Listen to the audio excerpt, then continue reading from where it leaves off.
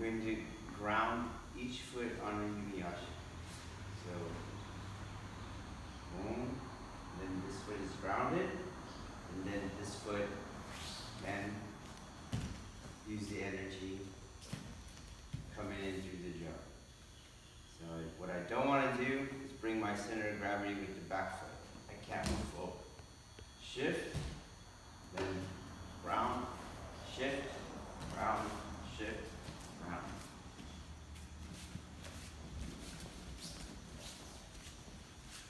At the beginning, you might find it easier. Shift, boom, bigger steps, and staccato. But eventually, you want to have it where you're just walking. He's given some resistance. He's not letting me go. So he would be able to expose that every time. But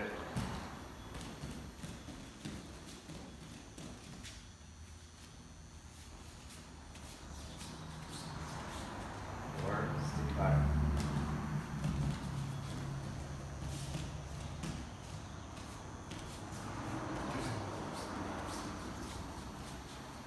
Or resistance, you just walk.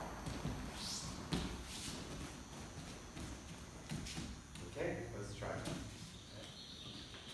so this is the ground vectoring that's in everything. Okay, so he's pushing, and I'm taking that energy. It's in the back foot. It's not in an A-frame of my skeletal system. This energy is going in the back foot. I'm here. And he's just pushing that back foot harder and harder. So the front foot's irrelevant. But you can see I don't have to lean on him. Okay? So he's giving me some drive. He's giving me that. Nice. Ground.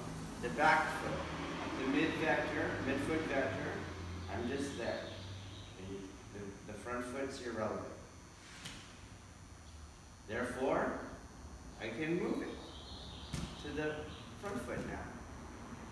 He's now pushing weight down onto the front foot. He's here. You see? So, what I'm trying to do is make the back foot irrelevant. See? Then back foot's irrelevant. I can move. As each foot becomes irrelevant, switches between relevance, I don't need any time between. That's why I can just walk.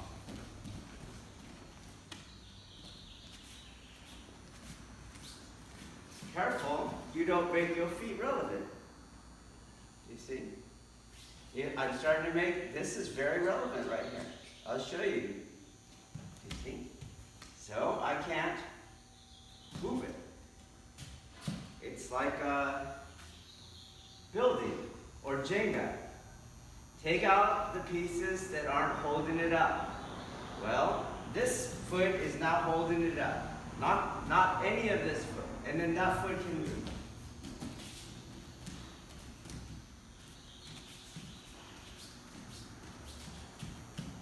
So I do have to have the positive mid-foot pelvic tilt. I know.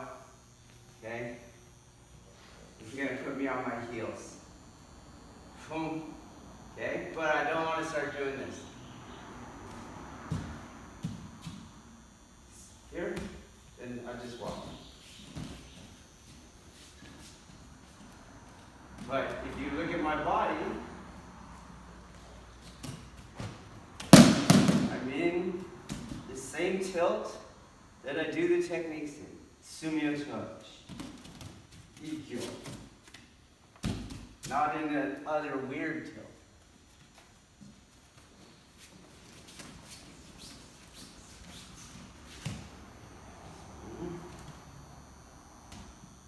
And see it. This foot has not become significant. Boom.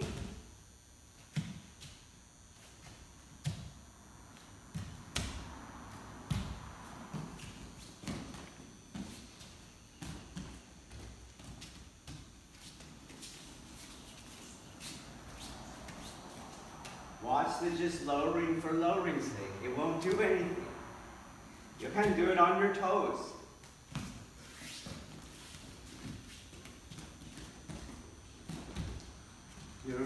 You have an incorrect solution.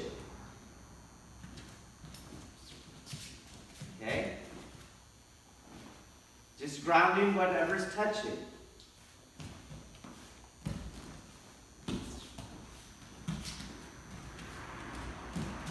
Okay, let's go. So when I ski, that's what's happening. It's not a bracing angle and wouldn't let me stay dynamic. Okay? That's what's going on with my ground vectoring. But there's more to it. I have to be able to move mass, and therefore I have to have the weapon relate to what I just did with my ground vectoring. Okay? So for example, when I go like this, there's nothing there. The weapon, like a punch, does not make contact at the end of its range. So I don't punch like that. That's a drill. Punch happens here, makes contact here, and then drives through. Same thing. Kick does not hit at the end. Kick is a much closer range. Boom! And pushes through. So in this drill, he comes in and he's doing the same. And I'm going to find out where this is, okay? Here. Here. And I'm going to move. So this is the ground vectoring drill, and we'll use left palm me because that's in the form. So we're doing the last drill. I'm grounding on the back foot. With the weapon, I shift weight onto the front foot. Boom. He's got some resistance. Boom. Don't use your arms. Don't go like this. It's all in the body.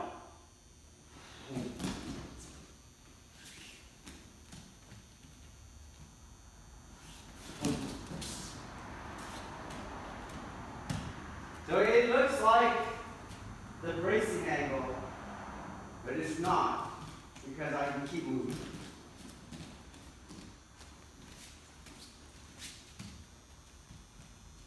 Ground the back foot, a little more pressure.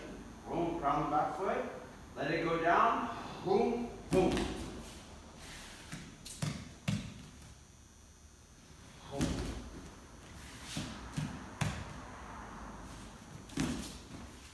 No different than a regular Koku projector.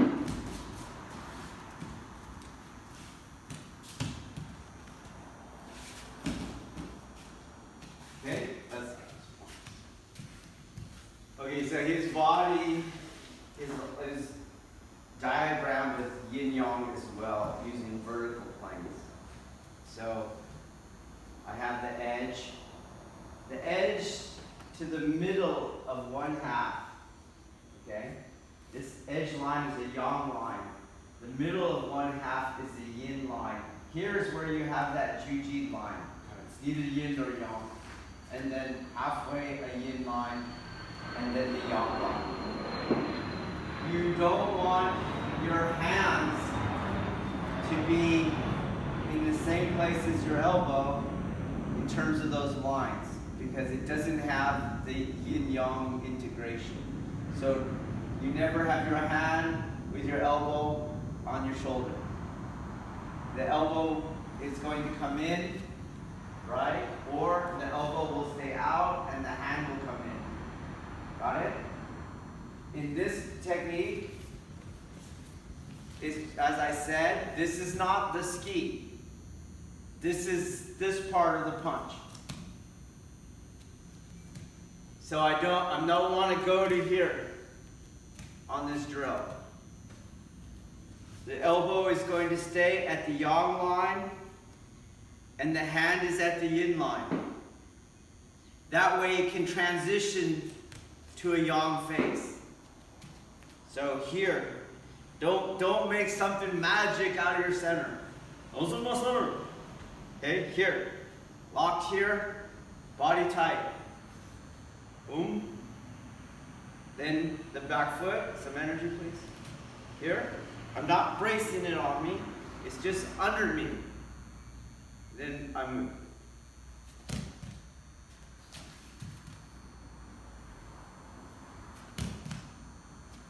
Since I'm vectoring off the back foot, the front foot is irrelevant and therefore it's free to move. I don't want you to transition to yang phases with the hand. Boom.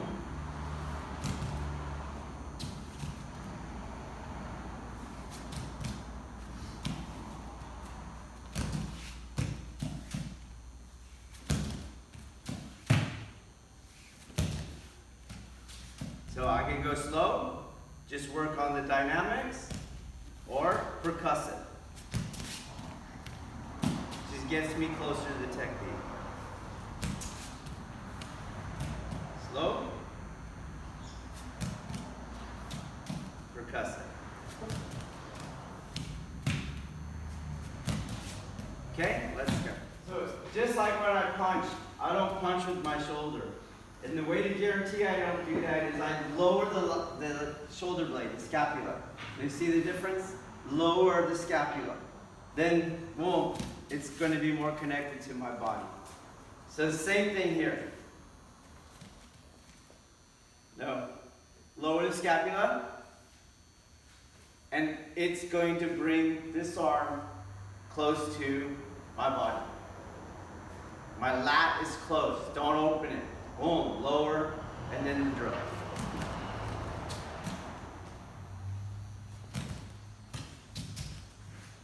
Very light. Here, compress. It's the same thing I'm doing a punch from here. Don't flare it out. Straight, elbow, lat, close. Same thing. Boom. Elbow, lat, close to the body. Boom. Then don't confuse this with the other drill. So if I go on like this, there's no way you're doing what I said. Because you moved the back foot. And so you weren't vectoring off the back foot. The back foot is staying.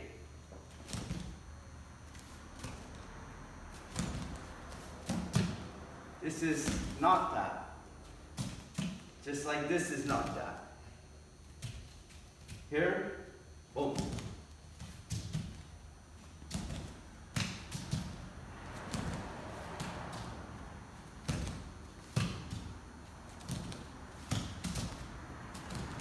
Okay, let's go. He's just standing there. This drill has two purposes. It's going to acclimate him to the weapon. He's too afraid of it when we start. So he has to get used to it. No different than when we desensitize with the striking, okay? I'm not going to kill him. But he's also learning what an attacking body looks like over and over and over, okay? What I'm going to do in this drill is start here and make that, and then hit that last drill dynamically. So this would be wrong. I'm going to start here and boom. Do it from the other side. Starting here and boom. Boom. Boom. Boom. Boom. Make sure you don't cave that foot in. The ankle must be coming out of the foot. Even when I have this extended leg, boom, the ankle comes out of the foot, straight out of the foot, not like this. It doesn't matter if you want to walk, it's the same drill. Boom.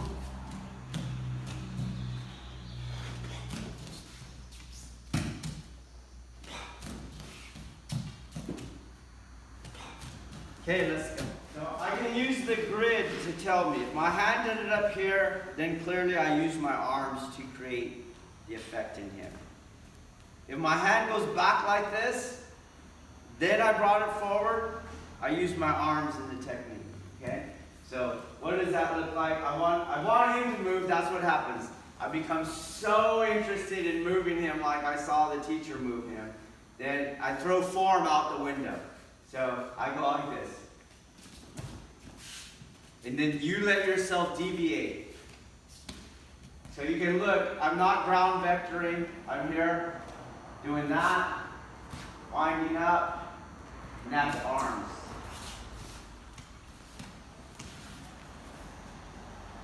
You can look at your hand, it can go like this, it's now in front, that was your arm.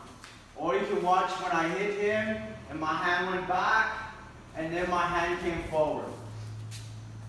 All incorrect. All power seeping out of your technique. So this move goes boom to here.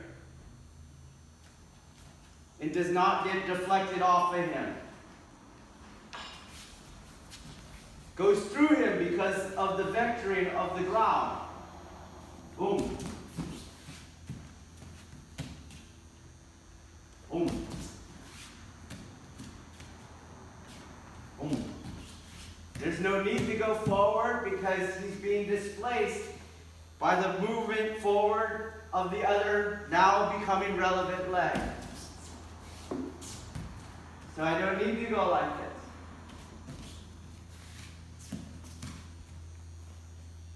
Boom.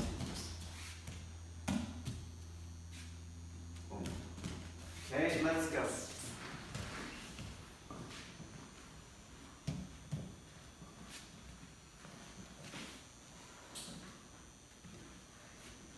Harder. Harder.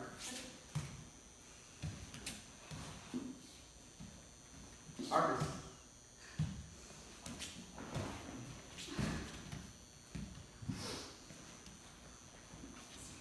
You feel how you're getting stopped, okay? Using brace, it's this mistake. Here. Ground, push. You go like this.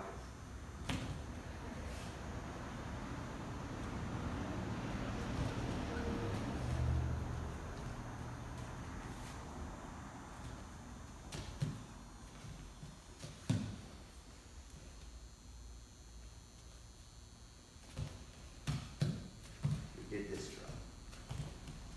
You're doing this now.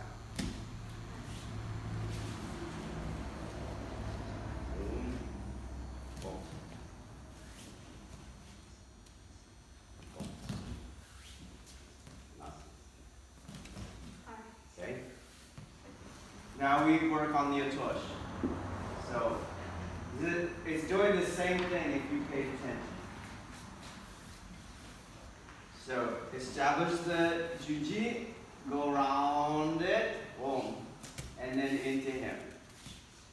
Around it, into him. Around it, boom, into him. Around it, into him. Good. We're going to learn the Otoshi in two parts. This is a segue from the last drill. So I establish the grounding foot, juji, around it, and then the last drill. Boom, I'm out of range. Boom, boom. Boom.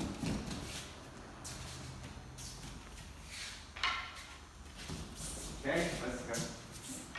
This is not where you start. Underneath. Jiji underneath.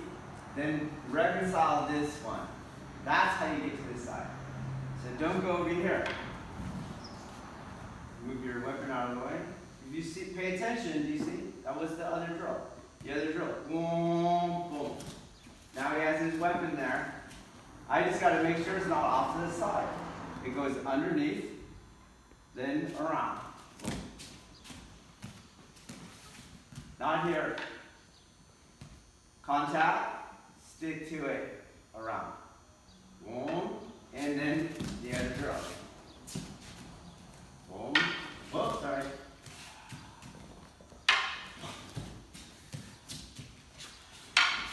Come back in the ring. Okay, let's go. Try to understand. The sharper your juji is, the less effect you're going to have. You can increase effect by other means though. So his weapon is coming faster, my weapon is going faster. The inertia, the acceleration, the velocity on the end, I can have a pretty great effect here. And in fact, a very wide juji becomes less effective because it takes more time. But here we are static. So when I come up and my juji is very close to the reconciled form, there's very little effect. So when you're static, try to keep it big. You see? And then you do the technique. Keep it big, then the technique. Make sure your irimiyashi is actually including its angle of deviation. So some of you are going here straight. There's some sense that I am going around his point here. Boom. Wide. In. Boom. Boom. Okay, let's go. So these are all micro drills that allow us to more repeatedly cultivate the skills that are within the specific techniques used in the set. There's not a one-to-one relationship between, oh, this is how I do the first move of the set. No. They're working on skill sets that are in the first tactic. Okay? So Mai is a little different, timing is a little different. What we're trying to do is measure for leaks in energy on our part, meaning there's not really a thrust to it, which is the intention. The intention of the first tactic is a spinal displacement through a thrusting maneuver. If energy is flowing backwards or is able to be pushed backwards or I'm bouncing off, I'm not able to do and I'm not doing the first tactic.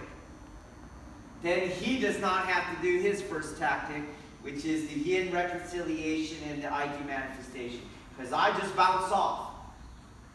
So, in this one, you're going to have to make a shift as we do the Atoshi part. So this is part B of the last drill, okay? Because on this one, on part A, I was just doing this part. If you pay attention, my center does not drop, nor does my front hand drop. And what I'm going to do instead is lower my center and drop my hands underneath my center. So I have the juji and boom, down. And you can see his weight buckle. Do not do the technique. Do micro drill B, okay, of the last drill. So I'm coming up and boom, down. Boom, boom. If you can, aim your Atoshi using the broad side of your weapon to push through his hands and into his center. And the ski is at the end of that in the tactic. Meaning, if I start the ski here, there's no real touch. I have to hit his hands to his center using this broad side. Boom, and the ski's at the end. Okay, so we're going to leave the ski off. Make that a part C of this last drill. This is just the broad side. Boom. Can you see that? Boom. Boom. You should see his center. Boom. Go down. Okay, let's try. So repeating what micro drilling is. Move it out of the way. I was just testing for this kind of thrusting integrity. It's not ski, it's not the set. So here, what my micro drill is trying to see is, can I use an atoshi angle from here and aim it into his center? It's not trying to move him back. And it's not trying to just hit his hands. So it's just getting the right angle.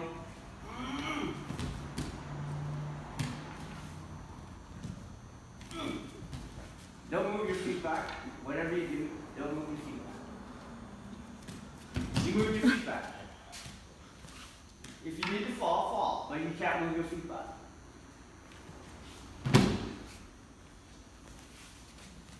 So he's moving back to not fall.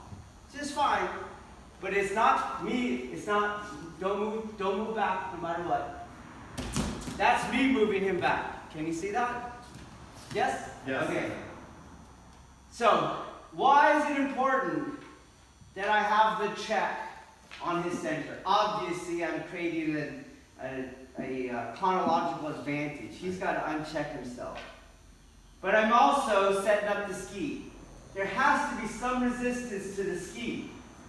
If he's riding it backwards, for example, there's no ski. If he's coming forward, there's more ski. You see that? So, every time you do a ski, you can't be having your opponent free. They must be checked in such a way that it adds the necessary resistance to the penetrating element of the ski. Okay? So, this looks like it works, but it doesn't work because he rides it. So we'll go to C now. You're going to feel where this shifts. Okay? Shifts from what? Shifts from his yang to his yin. And that's where my yang comes in. So I have to do the last drill, B, check him. Once I feel him come off of the sagittal resistance, boom, I fill it with the yang of my technique. So my hand will end up over here into the other yang phase of my grade. Boom, boom, oh, missed him.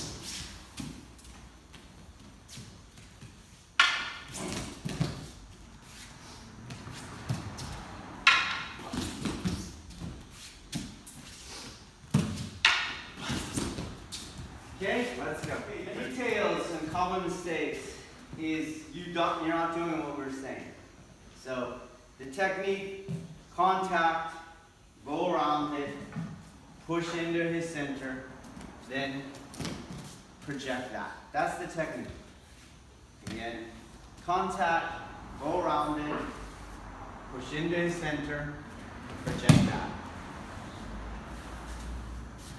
What we do instead is there's no center here, and now I have to use the yang phase against the yang phase. And this is what we end up seeing. You see, I brought the hip with the right arm. That violates this rule. See? The hip actually goes the other way, and the yang arm's over here. The transition from yin to yang should feel effortless, otherwise it's yang to yang. So if that person is still there, it's because you didn't do the other moves. You didn't check his center, get his balance going, having him trying to regain it, and you had to use this to push him. This weapon goes this way, here at the end, because it's a spiral. My hips are with it, so boom here, not here. So watch also, aside from the tip, when I go like this, come over here. I have a shikaku do the front, and he can flick me, and I'm going to go over.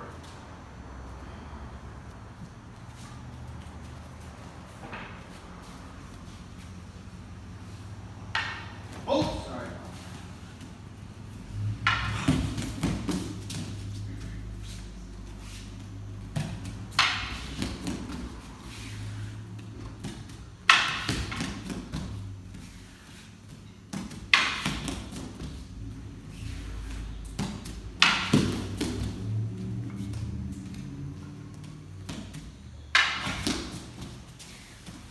I want you to pick it up, and you should be able to hang out here. When you see this, when you pick it up, you're going to start stepping out of the technique. So this is the next drill. I pick it all up. And as we already said, the Jiu-Jitsu get sharper, they are shorter. But everything's the same.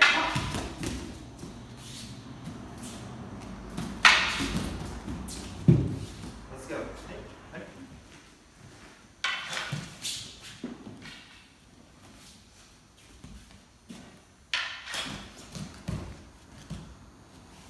This is acclimation drill.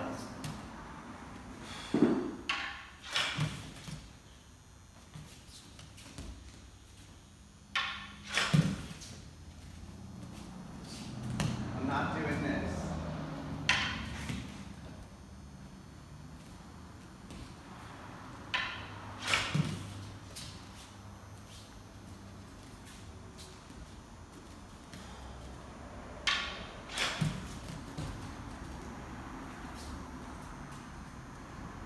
Okay, let's go.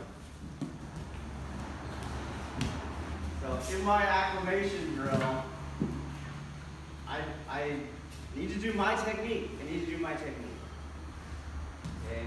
My technique is not that. My technique was hit the hands and through the hit and the hands, hit the center. Okay? So that's what I'm trying to do. Okay? Let's He is doing the acclimation drill mentally. Then he's going to absorb the atush. Ready? Please, do the thing. There you go.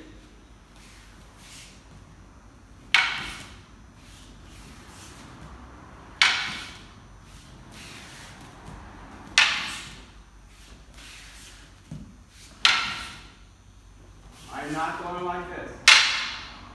Right? There's a hand strike that he's protecting.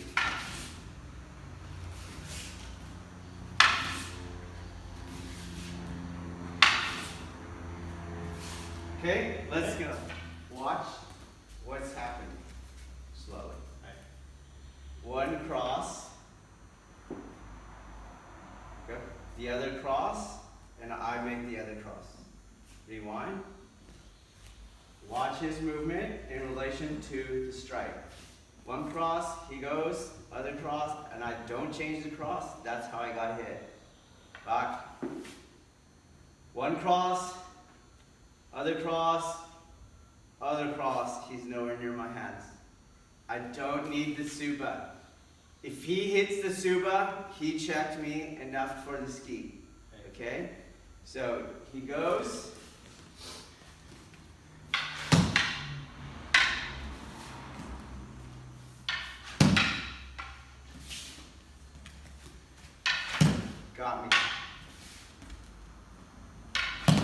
this, okay?